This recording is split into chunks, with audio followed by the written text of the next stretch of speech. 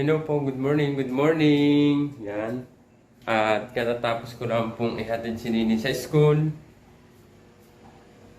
Nagising po kami ay 5 ng umaga para po mag-prepare sa pagpasok po ni Nini sa school. Nagluluto po ng babaunin. Tapos ito naman ngayon, pagkakatapos po maghatid sa school, aayusin ko naman po yung kanyang kwarto at dinaanan ng bagyo. Ganito pong aking ginagawa araw-araw. Kaya po, yun po, napapadalang na po ang aking pagbablog.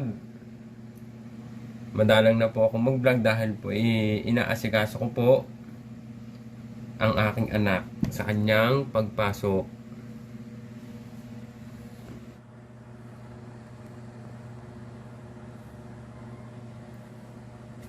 Ito naman, ayusin ko kanyang kwarto.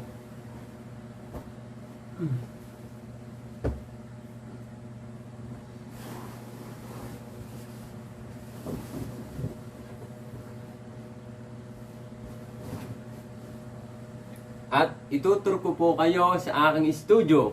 Tapos na po ang aking studio. Dumating na rin po ang aking mga gadgets na gagamitin po sa aking pag-edit, sa aking pagkanta.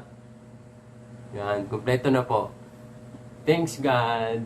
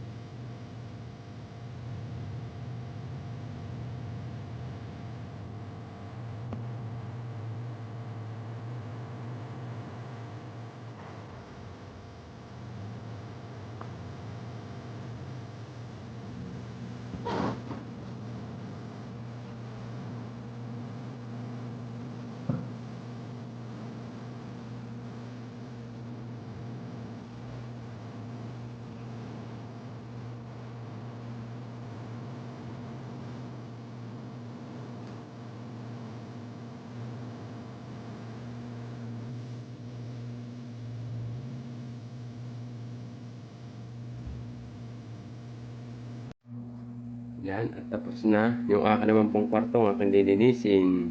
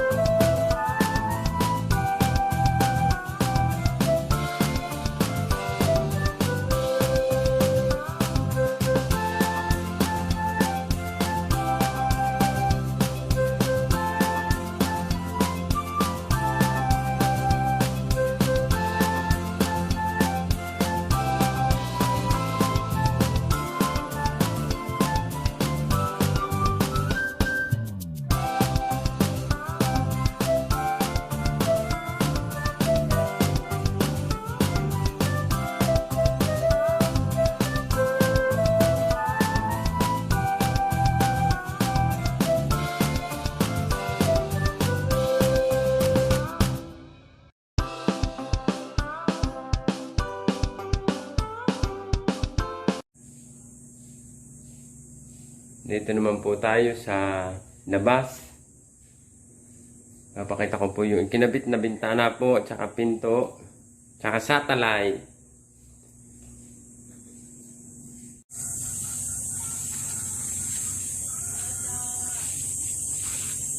O yan po, naikabit na po ang pinto, ang bintana. O kompleto na po siya. O, yan po kay Kuya Rodolfo, pare po sa akin. Yan po ang aking business. Yan, business ko yan. Thank you, Tita Mama. At saka kay Ma'am Lingling. Thank you. Yan. At din naman po sa likod. Yan, may pintura na rin po siya. At may bintana na rin po. Yan, ay kabit na po kahapon. Ito naman ang aking munting signal. Oh, 'di ba? May signal na.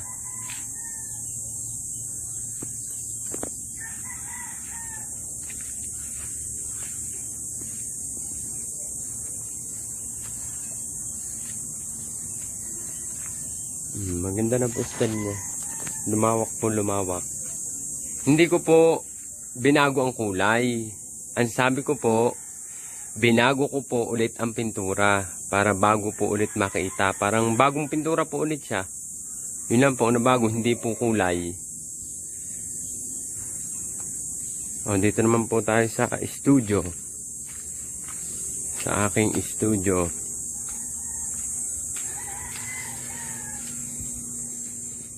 O, yan ang aking mga coins. Yan po ang aking pampaswerte. Tsaka si ang Panginoon. Yan. Pampaswerte po yan. Aking mga old coins. May bagong dating po ulit akong mga old coins. Ang dami. Ano po? O yan pa pong iba. Yan po ay may kanya-kanyang pangalan. At sinong gumawa ng coins.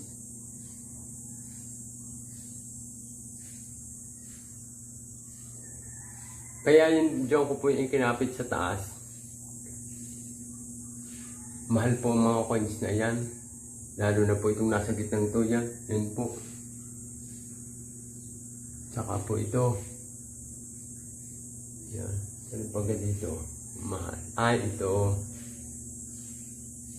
Ito po. Yan po. Tsaka po yan. Yan. Yan. At yan. Dito naman po tayo sa aking yan po ang pinto. Naikabit na rin po. Meron na rin pong pinto ang isang kwarto. Yan po ang pinto ng isang kwarto. Pagpasok po dyan,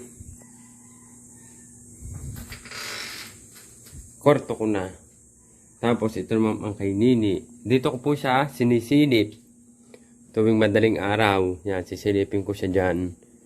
Titingnan ko kung okay ang kanyang pagtulog. Yan, dyan ko siya sinisilip.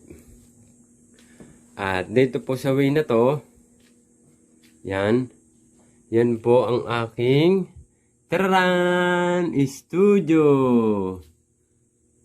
Nagsabit-sabit ang saklob. Ayusin ko pa po yan. Babagong dating po yung mga saklob na yan. Bigay din po para pang sabit sa aking dito nga po na studio. Yan po. Pamilya po namin ni Nini. Dadalwa-dalwa po kami. May electric fan din po. May mga speaker sa taas. At may wifi. Para po pang-connect sa aking laptop. Dito ko po binubuhay ang aking ano. Ito po, sounds. Binubuhay ko po yan, sounds. Ni-repair ko lang po yan. Welcome! Yan po aking sounds. Yan po ay aking lang ni-repair. Yan naman po ang aking certificate galing kay Sir Paul. At dito naman po ako nakanta. Yan po. Hindi ko pa po nalilinis at ginamit ko po kagabi. Yan. Ito naman pong aking inuupuan. Speaker. Tapos itong aking laptop. Yan. Dito po ako nag-i-edit. Nag-i-edit. Nag-i-edit. Dito ng mga video.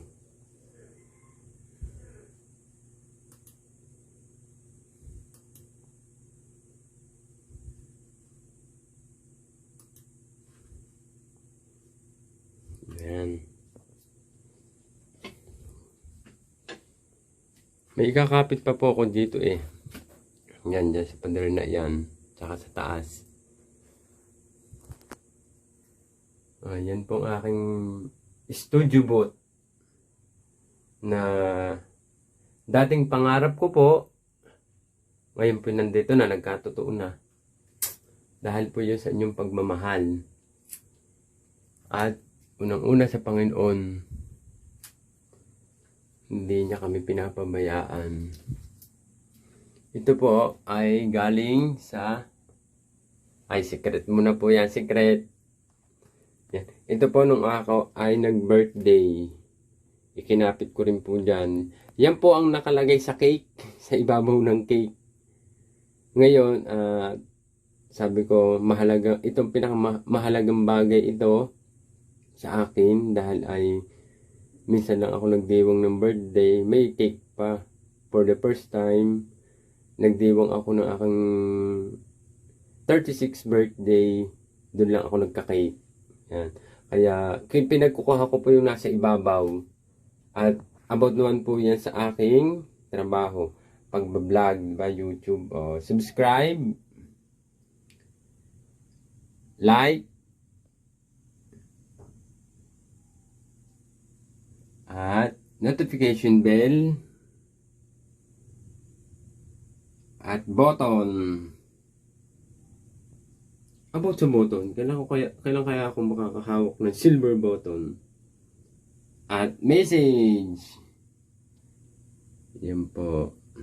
Happy 36th birthday. May mahal ko pa Siyempre mahal.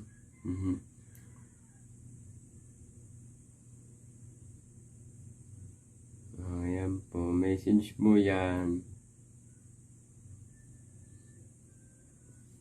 Lahat po ng binibigay po sa akin, mapamahalagang bagay man, mapa-ordinaryong bagay man, para sa akin po sila pantay-pantay at akin pong inaalagaan.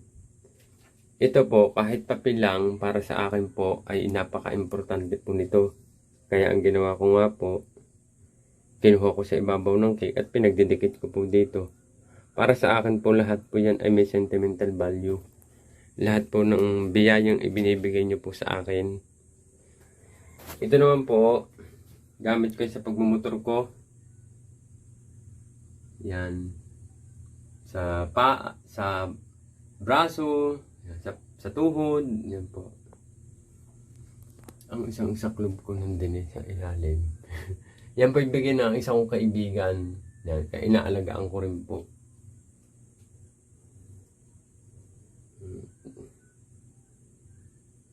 Ganda ng mic ko.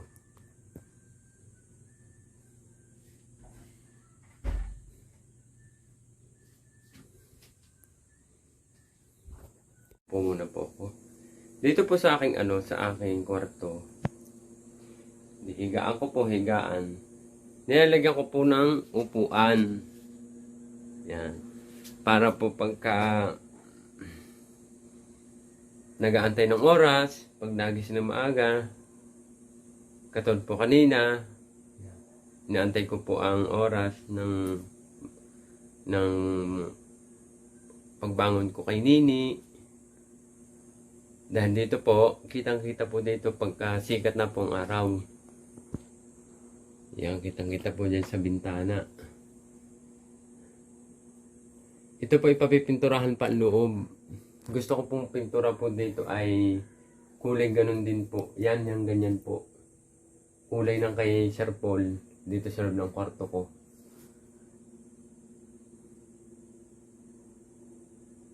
Latok pa ako. Maaga po kami nagising araw-araw ni Nini ng anak ko. Gawa po sa kanyang pagpasok. Natanong ko po kanina si Nini nung siya ay inaayusan ko para sa kanyang pagpasok. Sabi ko, Nini, pag nakatapos ka, ano ang balak mong gawin? Siya daw po ay magtatrabaho. Sabi ko, pagka ikaw ay nakatrabaho na, di kumikita ka na, anong gagawin mo sa kita mo? Siya daw po ay mag-iipon.